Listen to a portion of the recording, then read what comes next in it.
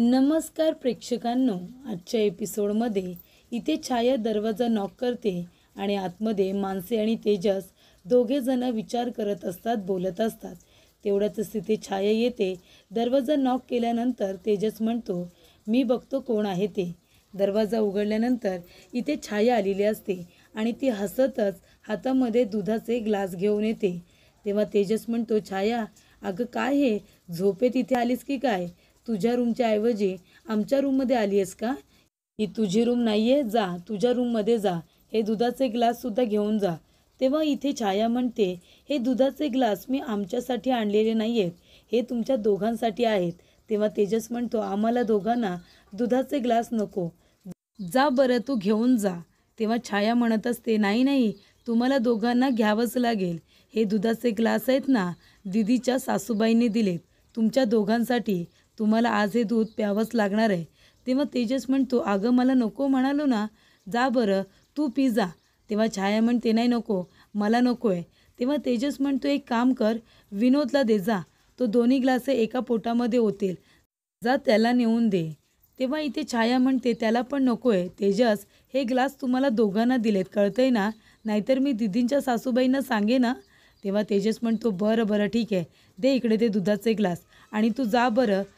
तेव्हा छाया आपल्या मनामध्ये म्हणत असते की तेजस, तुम्ही जेव्हा हे दुधाचे ग्लास प्याल ना, तेव्हा तुम्हाला दोघांना अशी झोप लागेल की तुम्हाला सकाळपर्यंत जागच येणार नाही, मग तुमचं हनीमून होणारच नाही, असं छाया आपल्या मनामध्ये म्हणत असते. तेव्हा तेजस म्हणतो, छाया अगं दुधाचे ग्लास घेतले मी, तरीसुद्धा इथेच उभी आहेस.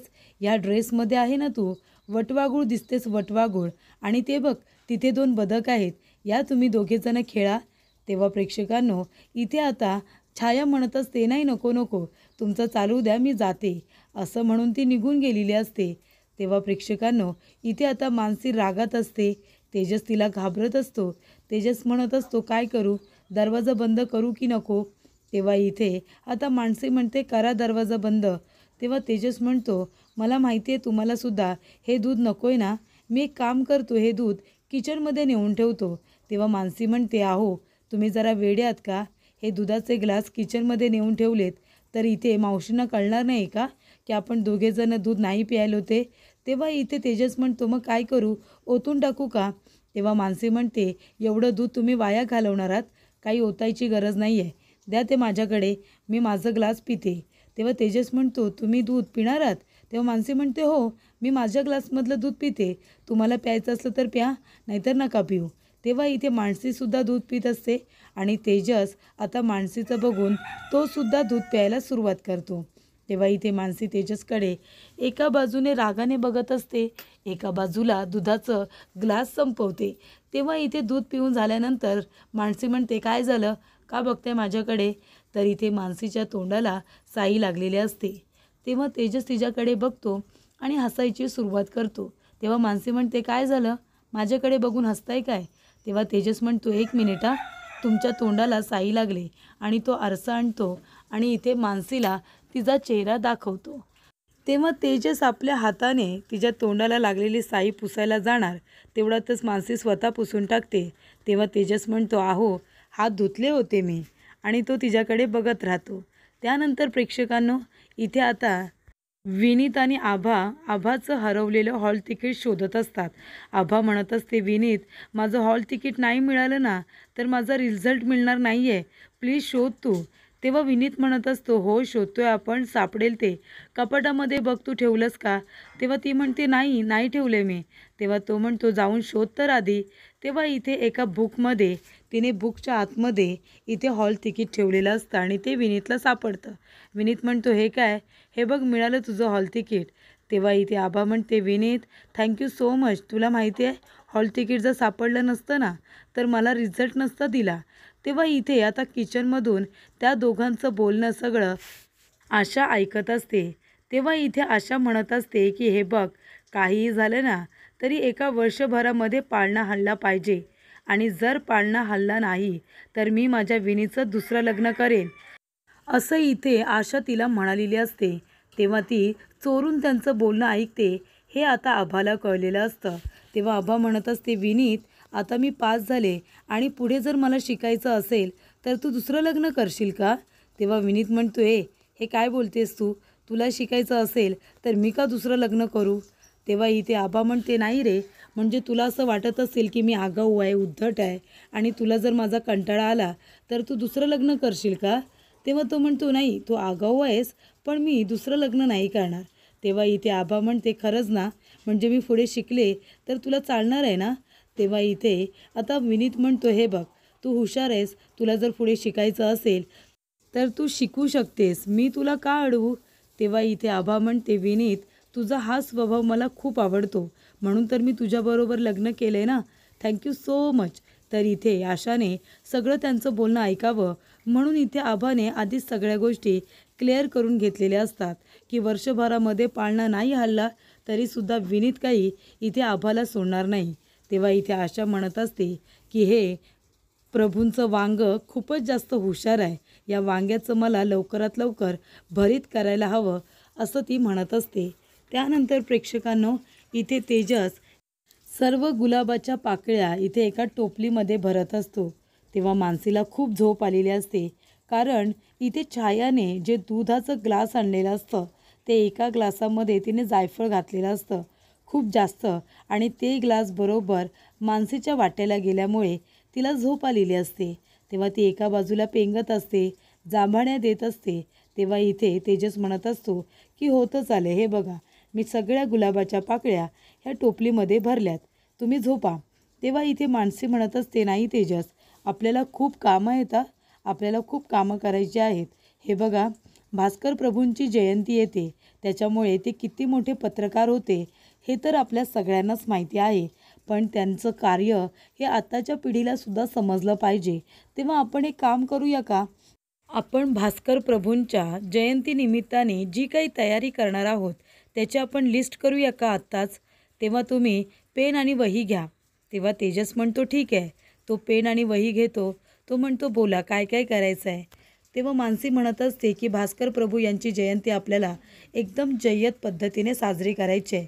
नावाला करायची आहे म्हणून करायची नाही, तर तिचं महत्त्व काय आहे, त्यांचं कार्य काय आहे, हे आत्तापर्यंत आपल्याला जसं कळलं आहे तसं आत्ताच्या येणाऱ्या पिढीलासुद्धा भास्कर प्रभू यांचं कार्य, त्यांचा इतिहास त्यांनासुद्धा कळला पाहिजे असं मला वाटतं. म्हणून आपण त्यांच्या जयंतीनिमित्ताने इथे पत्रकारांना बोलूया का? म्हणजे पत्रकार यांच्या निमित्ताने सगळ्यांपर्यंत भास्कर प्रभू यांचं कार्य पोहोचेल. तेव्हा इथे तेजस म्हणतो, ठीक आहे, पत्रकारांना बोलावलं. तेव्हा इथे मानसीला आता पेंग आलेला असतो, कारण ती जायफळ घातलेलं दूध प्यायलेली असते ना, तिला झोप येत असते. तेव्हा तेजस म्हणतो, मानसी, अजून काय काय करायचं आहे ते पण सांगा. त्यानंतर प्रेक्षकांनो, विनोद म्हणत असतो की मी म्हणत होतो ना तुम्हाला दीदी, हे काम तुम्ही छायाला देऊ नका. अहो, ती आत्ता कुठे परत आली, तिला हे काम करायला नाही जमणार.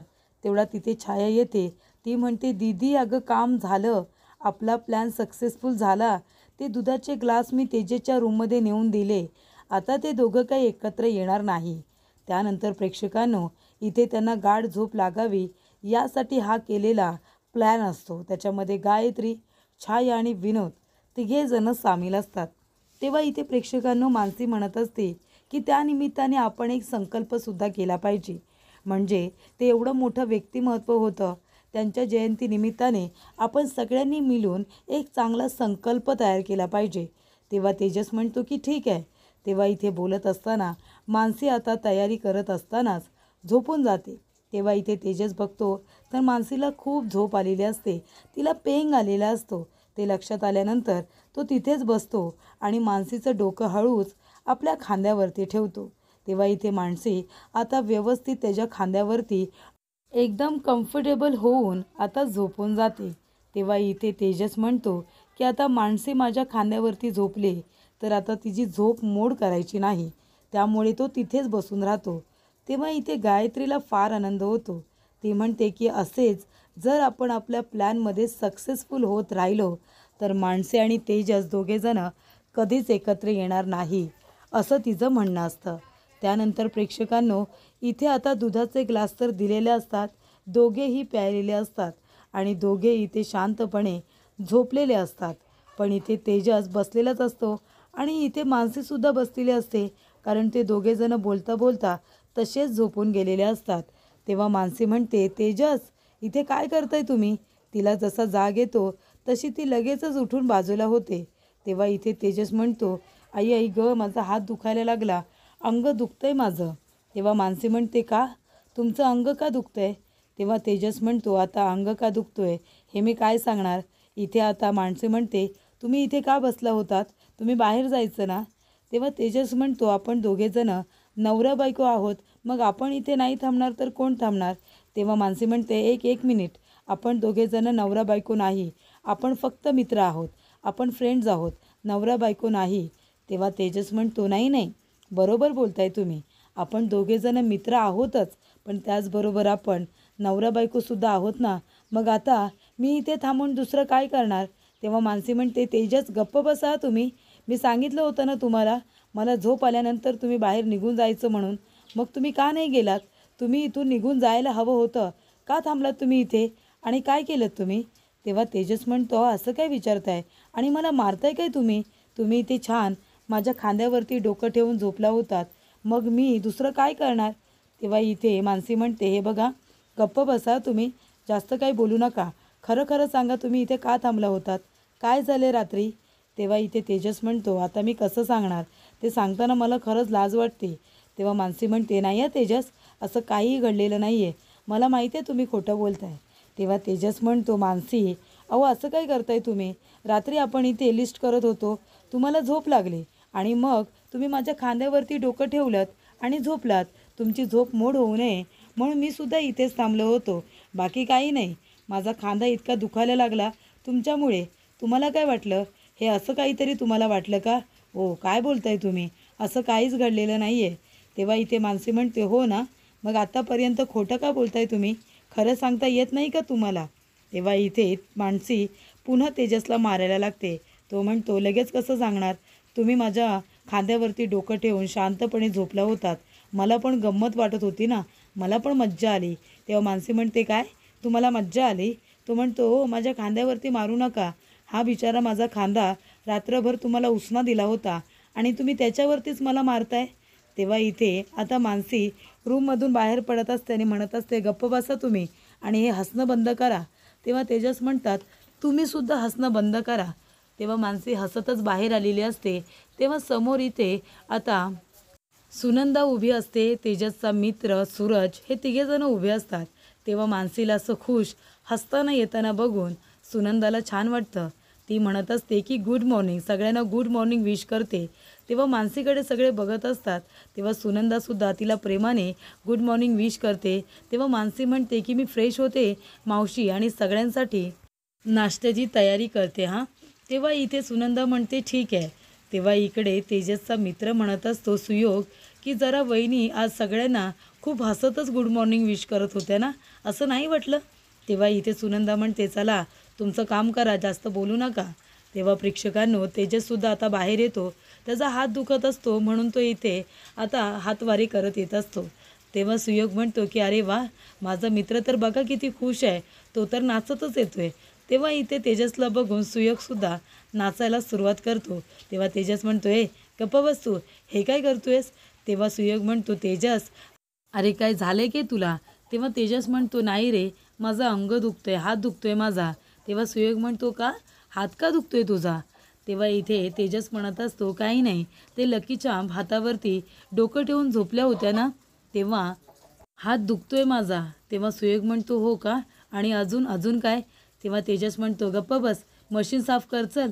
आणि तेजस जात असताना सुयोग सूरजला म्हणत असतो की दादा, जरा वहिनी आणि तेजस दोघेजण आज जरा जास्तच आनंदी नाही वाटले का? तेव्हा इथे आता विनोदसुद्धा तेजसच्या समोर येतो. विनोद म्हणतो, काय रे तेजस, आज खूप लेट उशिरा उठलास, डोळेसुद्धा सुजलेत, झोप झालेली दिसते. तेव्हा तेजस म्हणतो, नाही, झोप झालेली नाही आहे ना, म्हणून डोळे सुजलेत, रात्रभर झोपलो नाही आहे मी, कळते का तुला? तेव्हा इथे विनोद म्हणतो, काय रात्रभर झोपलेले नाही आहेत? माणसेसुद्धा उशिरा उठले आणि हा सुद्धा, पण दोघांची झोपच झालेली नाही आहे. असं काय करत होते दोघेजण रात्रभर? हा प्रश्न विनोदला पडतो आणि तो म्हणतो की जाऊन दीदीला सांगितलं पाहिजे. तेव्हा गायत्री तयार होत असते. छाया तिच्यासाठी गरमागरम इथे ग्रीन टी घेऊन येते. छाया म्हणते, दीदी हे घे, ग्रीन टी घे, आज तू मला शाबासी देणारच आहेस दीदी. तुला माहिती आहे ना, काल मी माझं काम किती परफेक्ट केलं आहे ते. काल त्या दोघांना अशी झोप लागली असेल ना की ते दोघे जण उठलेच नसतील. माझा प्लॅन सक्सेसफुल झाला आहे दीदी, तू मला शाबासी देणार. तेव्हा इथे ती म्हणत असते, मी म्हणाले होते ना हे काम मी व्यवस्थितरित्या पार पाडून दाखवणारच, बघितलंच ना आपलं काम झालं आहे. तेव्हा इथे विनोद येतो. तेव्हा छाया म्हणते, काय म्हणाले होते मी, आपला प्लॅन सक्सेस होईल म्हणाले होते ना. तेव्हा विनोद म्हणतो, हो बरोबर म्हणालीस तू, प्लॅन झाला आहे पण प्लॅन सक्सेस झालेला नाही आहे. तेव्हा इथे गायत्री म्हणते, म्हणजे.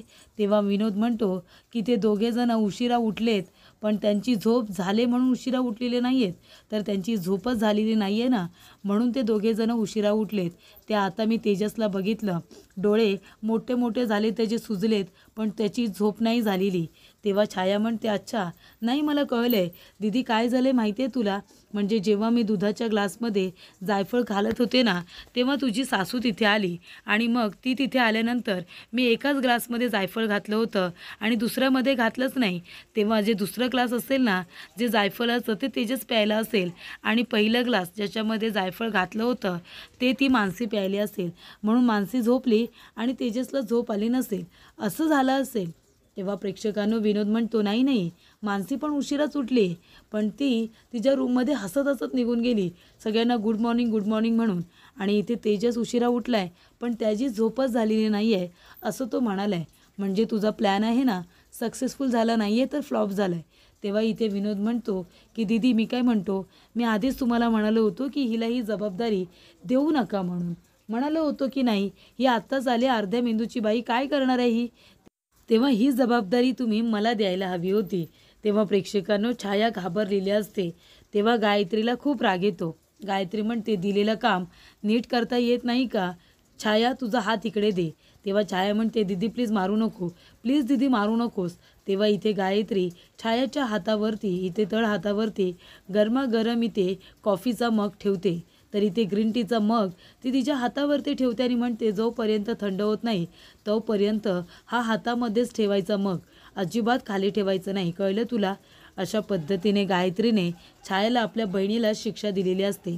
त्यानंतर प्रेक्षकांनो इथे तेजस म्हणत असतो की बाबा मी काय म्हणतो तात्या, आता इथे भास्कर प्रभू यांची जयंती आपण खूप इथे जय्यदमध्ये साजरी करणार आहोत, मोठ्या प्रमाणात साजरी करणार आहोत. तर त्यानिमित्ताने आपण पत्रकारांना बोलावूया, कारण का इथे भास्कर प्रभू यांचा जो काही इतिहास आहे, कार्य आहे, ते लहान मुलांपर्यंत आताच्या पिढीपर्यंत पोचावं अशी यांची इच्छा आहे आणि म्हणूनच आपण पत्रकारांना बोलूया. तेव्हा इथे काका म्हणतात की आयडिया तर खूप छान आहे. तेव्हा तेजस म्हणतो, ही आयडिया माझी नाही तर मानसी यांचीच आहे. त्यामुळे प्रेक्षकांनो इथे आता मानसीने हा आता ठरवलेला असतं की संकल्पसुद्धा करायचा. तेव्हा दिनेश म्हणत असतो, हे काय आता मध्येच संकल्प वगैरे, जशी आपण इथे छोट्या प्रमाणात जयंती साजरी करतो ना तशी करायची, जास्त काही इथे खर्च करायची गरज नाही आहे आणि संकल्प वगैरे कशाला. तेव्हा इथे काका म्हणतात, अरे दिनेश, निदान मानसीला काय बोलायचं आहे हे तरी ऐकून घे ना. तेव्हा इथे आता काका म्हणतात की बोल मनू, तू बोल, तुला काय बोलायचं आहे. तेव्हा मानसी म्हणत असते की हे बघा काका, मी काय म्हणते तात्या, आपण इथे आता एवढ्या मोठ्या माणसाची म्हणजे भास्कर प्रभू एवढं मोठं व्यक्तिमत्व यांची आपण जयंती साजरी करतोय, मग त्यानिमित्ताने आपण सुद्धा काहीतरी संकल्प केला पाहिजे ना चांगला. तेव्हा इथे आता गायत्री येत असताना तेजस बघतो आणि म्हणतो, नाही नाही लकीचा, तुम्ही अगदी बरोबरच बोलताय, आपण इथे जयंती अशी साजरी केली पाहिजे की भास्कर प्रभू इथे उपस्थित आहेत, ते इथेच आजूबाजूला घरामध्ये आहेत, अशा पद्धतीने आपण ही जयंती साजरी केली पाहिजे. तेव्हा इथे मानसी म्हणते, हो तात्या, आम्ही तशी जयंती साजरी करणार आहोत. आणि आता भास्कर प्रभू हे कशाने ओळखले जातात, तर त्यांच्या मशीनने, त्यांची जी काही छोटी प्रेस होती त्याने ते ओळखले जातात.